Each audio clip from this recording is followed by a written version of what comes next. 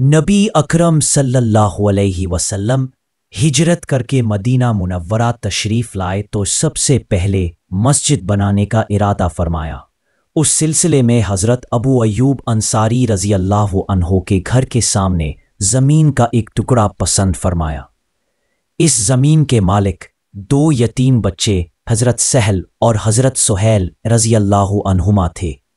उन बच्चों और उनकी वालदा ने ज़मीन कीमत के बग़ैर देने की ख्वाहिश ज़ाहिर की, लेकिन आप सल्लल्लाहु अलैहि वसल्लम ने फरमाया, अल्लाह ताला तुम्हें अजर अता फरमाए, मैं ये ज़मीन कीमत के बग़ैर नहीं लूँगा। चुनांचे उन्हें कीमत अदा की गई।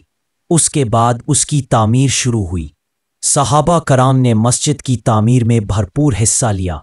खुद अल्लाह के रसूल सल्लल्लाहु अलैहि वसल्लम पत्थर और गाड़ा ढोते नजर आए। उस साल में दुनिया की ये मुक़द्दस मस्जिद तैयार हो गई। ये मस्जिद कच्ची ईंटों की थी, फिर भी इस्तेमाल किए गए थे।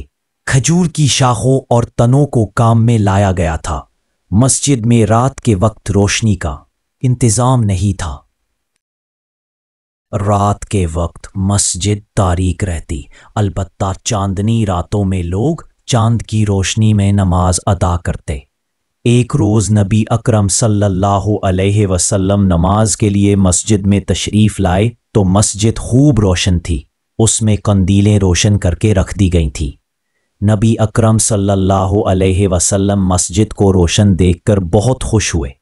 आपने सहाबाए कराम रज़ी अल्लाहु अन्हु से पूछा, ये आज मस्जिद में रोशनी किसने की? सहाबाए कराम ने एक सहाबी की तरफ इशारा कर दिया। नबी करीम सल्लल्लाहु अलैहि वसल्लम ने खुशी का इजहार फरमाया और इन्हें दुआएं दी और फरमाया, अगर मेरे यहाँ कोई कनवारी लड़की होती तो मैं उसका निकाह तुमसे कर देता। इस वक्त मस्जिद नबवी में आपके चचाजाद भाई नौफल बिन हारिस रज़ी अल्लाहु अन्हु मौजूद थे। इन्होंने फ़ौरन अर्ज़ किया, अल्लाह के रसूल, मेरी लड़की बेवा हो गई है, अगर आप चाहें तो उसका निकाह इनसे कर। ये साहब जिन्होंने सबसे पहले मस्जिद रोशन की और जिनका निकाह इस तरह हुआ और जिन्हें रसूलुल्लाह सल्लल्लाहु अलैहि वसल्लम ने मस्जिद रोशन करने की बुनियाद पर दुआएं दी, हज़रत तमीम बिन औस दारी रज़ी अल्लाहु अन्हु थे। हज़रत तमीम बिन औस शाम के रहने वाले थे, पहले ईसाई थे। उनके बाप दादा में से एक शख्स का नाम दार था, इस निस्बत से ये दारी मशहूर हुए। अल्लाह ताला ने इन्हें बहुत नेक तबीयत अता फरमाई थी।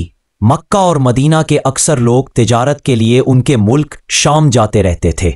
इन हजरात से नबी अकरम सल्लल्लाहु अलैहि वसल्लम की दावत के बारे में सुना तो बेचैन हो गए, हक की तरफ झुक गए, लेकिन काफ़ी अरसा तक अपने आबाई वतन से निकलने का मौका न पा सके।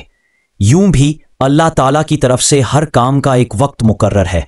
9 हिजरी में अपने भाई नईम के साथ मदीना मुनव्वरा आए और रसूलुल्लाह सल्लल्लाहु अलैहि वसल्लम की खिदमत में हाजिर होकर इस्लाम कबूल किया।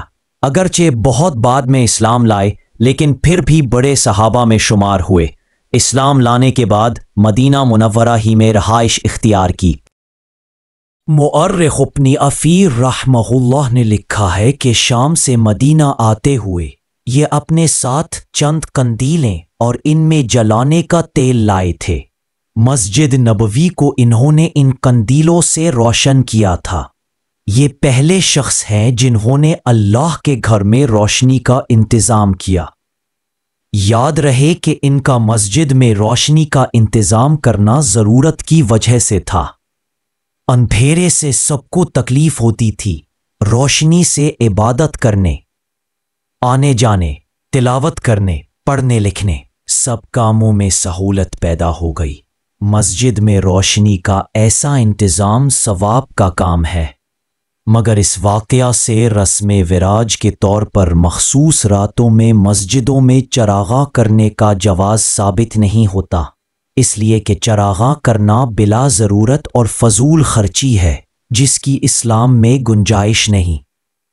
ईमान लाने के बाद हज़रत तमीम दारी रज़ियल्लाहु अन्हु ने ग़ज़वा तबूक में शिरकत की। रोशनी करने वाले कुछ छोटी मुहिम्मात में भी शरीक हुए और जिहाद करते रहे। आपने कुरान का इल्म भी हासिल किया और आलिमों में शुमार हुए।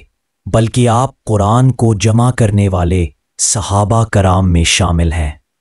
اسلام سے پہلے چونکہ عیسائی تھے اس لیے انجیل سے بھی واقف تھے۔ حضور اکرم صلی اللہ علیہ وسلم نے ان کی گزر اوقات کے لیے ملک شام کا ایک گاؤں بطور جاگیر عطا فرمایا اور اس کا تحریری فرمان لکھ کر انہیں دے دیا۔ جب کہ ابھی شام فتح نہیں ہوا تھا، حضرت تمیم داری رضی اللہ عنہ نبی اکرم صلی اللہ علیہ وسلم کے زمانے ہی میں مدینہ منورہ میں نہیں رہے، بلکہ حضرت عثمان غنی رضی اللہ عنہ کے دور تک وہیں رہے، پھر اپنے وطن شام چلے گئے اور باقی زندگی آپ نے اپنے گاؤں میں گزاری۔ آپ کے ہاں صرف ایک ہی ولادت ہوئی جن کا نام رقیہ تھا، اسی نسبت سے آپ ابو رقیہ کہلاتے تھے۔ ایک بار خرا کے مقام پر آگ بھڑک اٹھی، اس کے پھیل جانے سے کھجور کے باغات جل سکتے تھے، چنانچہ حضرت عمر رضی اللہ عنہ حضرت تمیم داری رضی اللہ عنہ کے پاس گئے اور انہیں آگ بھڑک اٹھنے کی اطلاع دی۔ حضرت تمیم فوراً گئے اور خود کو خطرے میں ڈال کر اس آگ کو بجھایا، مطلب یہ کہ لوگوں کے لیے ان میں خیر کا جذبہ بہت تھا۔ اسی بنیاد پر حضرت عمر رضی اللہ عنہ نے انہیں خیر و اہل مدینہ کا خطاب دے رکھا تھا۔ لوگ انہیں بہت عزت کی نگاہ سے دیکھتے تھے۔ اللہ تعالیٰ کی ان پر ہزاران حمدیں ہوں، آمین۔